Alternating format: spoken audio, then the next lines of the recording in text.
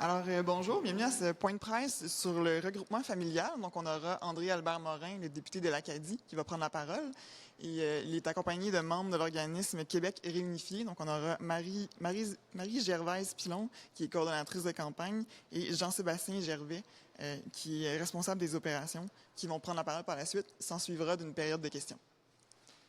Alors, bonjour. Ce matin, je vais vous parler du regroupement familial, mais surtout de l'entêtement idéologique de la CAQ qui empire la situation. Pour le regroupement familial au Québec, les délais, c'est 39 mois. Ailleurs au Canada, on parle d'environ 15 mois. 39 mois pour réunir une famille, c'est inhumain. Présentement, avec le gouvernement de la CAQ, il admet 10 600 dossiers. C'est le seuil que le gouvernement envoie à Ottawa. Pourtant, plusieurs ont déjà un certificat sélectionné par le Québec et ils attendent la résidence permanente. Mais à cause des seuils de la CAQ présentement, les délais s'allongent. Il y a présentement 42 000 dossiers en attente. Mais vous suivez probablement la commission avec la planification de l'immigration et là, vous avez des propositions que le gouvernement a faites. Scénario A, on voudrait descendre ça à 5 800 pour le regroupement familial. Alors là, dans plus de 39 mois, là, les délais explosent. Le scénario B, c'est 8 100. Le scénario C, 10 400. Mais dans tous les cas, les délais vont allonger. 39 mois avec un seuil de 10 600. Imaginez ce qui va arriver si le scénario A est retenu avec 5 800. Le délai va passer à 78 mois. Ça va littéralement exploser. Plus de 6 ans. C'est cruel pour des familles, et ça, je tiens à le dénoncer. Avec son obsession des seuils, contrairement à ce qu'il affirme, le ministre Roberge ne fait plus du Québec une terre d'accueil pour le regroupement familial. Il n'y a aucune raison que les délais soient aussi longs. C'est une véritable injustice que je dénonce et je cède maintenant la parole à Mme Marie-Gervaise Pilon. Merci. Merci, M. Morin. Il y a bientôt 2 ans, j'étais ici, à ce micro, pas exactement celui-ci, mais sur le même étage, en compagnie de mes amis Sacha et Antoine, pour dénoncer les délais du regroupement familial, qui étaient à l'époque à 41 mois. C'était 41 mois d'attente pour la résidence permanente de mon mari, William, qui attendait patiemment au Royaume-Uni. Depuis, Antoine a terminé son parcours et Sacha, un brillant médecin spécialiste, a quitté le Québec. Il ne voulait pas vivre 3 ans sans sa femme. Qui pourrait donc accepter cela? Certainement pas Normand, qui a été emporté par un infarctus avant que sa conjointe Marlénie ne puisse le rejoindre. Certainement pas Pierre, qui maintient la sécurité de nos aéroports pendant que ses enfants grandissent loin de lui.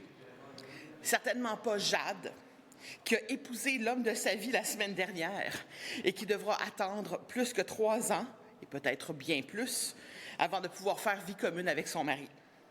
Et certainement pas Dave, qui est lui aussi pris dans cet engrenage depuis 2023, ou Kim, qui ne voit son mari que 3 semaines par année.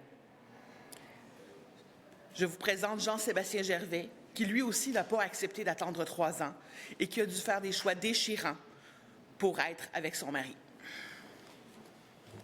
Merci, Marie. En 2020, lorsque j'ai rencontré Paolo, je ne m'attendais pas à devoir étaler ma vie au grand jour aux médias comme je le fais présentement aujourd'hui. C'est une attente qui est quand même assez longue. En 2022, on avait initialement déposé un visa visiteur qui a duré 430 jours avant d'avoir une réponse négative à l'idée de pouvoir vivre ensemble quelques mois ici au Canada avant de se marier. Ça a malheureusement été refusé. On a attendu 9 mois pour avoir le fameux certificat de mariage par le directeur de l'État civil au Québec. Donc, ça rajoute déjà au délai de 3 ans de traitement. Et étant donné que le visa visiteur était déjà long, l'attente était déjà assez longue avant de pouvoir se rencontrer, en 2023, j'ai pris la décision, en changeant de travail, donc baisse de salaire aussi, d'aller vivre aux Philippines et attendre avec mon conjoint d'avoir la résidence permanente. À ce moment-là, les délais étaient de 13 mois au moment du dépôt de notre demande. 25 mois plus tard, malheureusement, c'est toujours pas réglé. Malgré que toutes les étapes soient complétées depuis novembre 2024, donc ça fait exactement 1 an, que tout est complété, on est dans une zone grise, dans un flou administratif, il n'y a rien qui se passe. Et pire, on nous demande de refaire à grands frais la visite médicale pour réévaluer la santé de Paolo. Donc, vraiment, les étapes pour la réunification familiale sont longues, sont très longues à monter, très longues à démontrer, très longues à préparer. C'est préparé avec un avocat et malgré tout, alors que c'était censé être 13 mois, 2 ans plus tard, les délais ont changé et on est quand même pénalisé de vouloir suivre l'immigration de façon légale. Donc, l'attente. Donc, émotionnellement, le fait de devoir quitter et retourner au pays pour des raisons professionnelles, c'est très difficile. C'est sûr que je me considère quand même privilégié par rapport aux autres personnes qui attendent, eux, de leur côté, ici au Québec, sans pouvoir se voir plus que peut-être 2-3 semaines par année lors des vacances annuelles, mais ce n'est pas le cas malheureusement de tout le monde. Économiquement aussi, c'est très difficile parce que j'ai dû maintenir, j'ai continué à payer mon loyer ici et vivre là-bas. Ça a été des dépenses additionnelles, des assurances, des pertes de salaire parce que j'avais aussi une charge de cours à l'université que j'ai dû me résigner pour pouvoir vivre à l'étranger. C'est des choix qui ont été faits, mais c'est des choix coûteux. Et comme je le mentionnais, lors de mon départ, je m'attendais à quitter temporairement que 12 à 13 mois pour pouvoir revenir ensemble, mais malheureusement, ça n'a pas été le cas. Donc, merci de votre attention. J'aimerais redonner la parole à Marie qui présentera les recommandations de Québec réunifié. Merci, Jean-Sébastien. Alors, selon IRCC, nous sommes plus de 30 000 couples en attente. Les Québécois ne vont pas, du jour au lendemain, parce que leur gouvernement instaure des délais prohibitifs, cesser de voyager et de tomber amoureux. Québec réunifié se veut la voix de ces couples et nous demandons au premier ministre et à son cabinet de nous respecter et surtout de respecter notre autonomie. Le Québec est une nation qui tient à l'égalité des genres.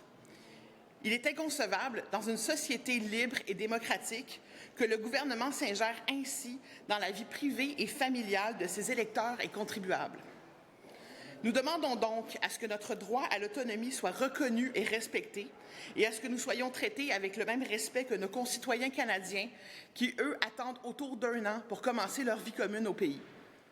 Les délais à venir, qui iront jusqu'à 10 ans, dans le pire scénario, condamneront les Québécois expatriés à le rester et forceront ceux qui sont ici à quitter le Québec. Le gouvernement du Québec doit autoriser IRCC à traiter les dossiers sélectionnés par le Québec sans mise sur pause arbitraire. Le ministère de l'Immigration, de la Francisation et de l'Intégration doit reprendre les émissions de CSQ dans la catégorie du regroupement familial. Les délais sont tels qu'il est possible de mourir sans voir le dossier de son conjoint réglé. Le 27 novembre 2023, une maman gatinoise, Ibtissem Koulali, est décédée alors que son conjoint n'avait pas sa résidence permanente. Les enfants d'Ibtissem sont maintenant tributaires du processus d'immigration humanitaire pour leur papa. De tels drames ne doivent pas être facilités par la bureaucratie étatique. C'est une question de volonté politique. Les parrains du Québec ont la capacité d'accueillir leurs conjoints. Il est temps que le gouvernement fasse preuve de bonne volonté et reconnaisse que ce sont des Québécois qui ont sélectionné ces immigrants, comme Jean-Sébastien l'a fait, comme je l'ai fait. Merci infiniment pour votre temps. On va maintenant passer à la période